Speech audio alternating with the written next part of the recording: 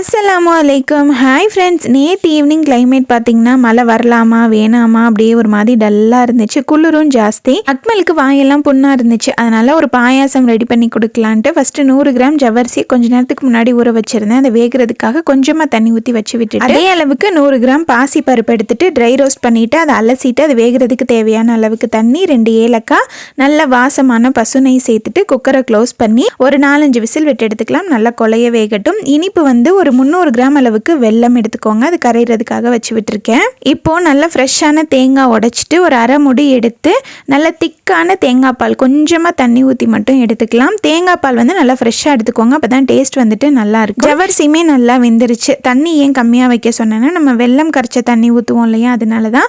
இப்போது வேக வச்ச பாசி பருப்பு இருக்கு இல்லையா, அதை அதில் சேர்த்துட்டு நம்ம கரைச்சி வச்சுருக்க வெல்லத்தை வடிகட்டி சேர்த்துட்டு ஒரு பிஞ்ச் உப்பு சேர்த்து ஒரு 10 நிமிஷம் கொதிக்க விட்டுருங்க.